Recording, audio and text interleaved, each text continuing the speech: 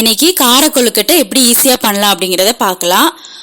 நான் வந்து அதுக்கு 1 கப் அரிசி மாவு எடுத்திருக்கேன். கடையில் வாங்கின மாவு தான் யூஸ் பண்ணி பண்ண போகிறேன். ஸோ இது வந்து 10 மினிட்ஸில் வந்து பண்ணி முடிச்சிடலாம். ஸோ எப்படி பண்ணலாங்கிறத பார்க்கலாம் வாங்க.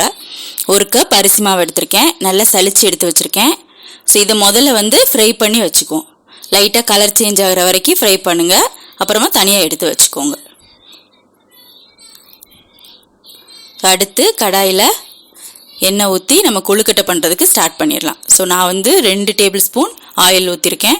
ஸோ கொஞ்சம் கடுகு, அடுத்து 2 டேபிள் ஸ்பூன் உளுந்தம்பருப்பு வந்து கொஞ்சம் அதிகமாக சேருங்க. ஸோ இதே டைமில் வந்து நீங்கள் கடலைப்பருப்பு கூட சேர்க்கலாம். ஸோ கடலைப்பருப்பு வந்து குழந்தைங்க வந்து அந்தளவுக்கு விரும்ப மாட்டாங்கன்னா நான் வந்து உளுந்து மட்டும் போடுறேன். உளுந்து வந்து இது வந்து உடச்ச உளுந்து. ஸோ அதை போட்டு நல்லா அது கோல்டன் ப்ரௌன் ஆன பிறகு கருவேப்பிலை சேர்த்து நல்லா வதக்கிடுங்க.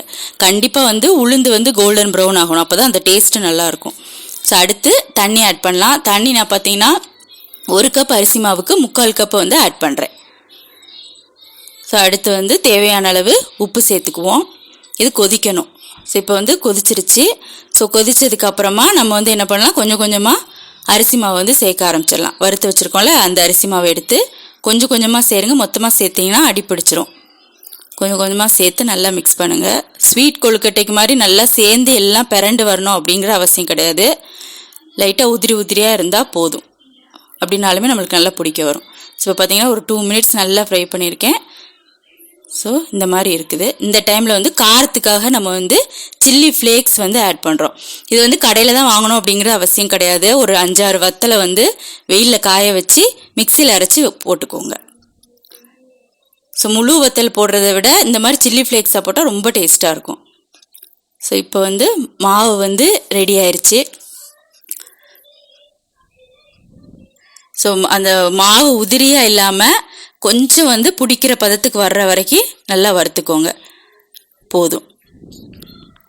கடலைப்பருப்பு சேர்க்கணும் அப்படின்னு இருந்தால் நீங்கள் வந்து அதை தாளிக்கிறப்ப சேர்த்துக்கோங்க. இப்போ வந்து இது கொஞ்சம் கூலாகட்டும்.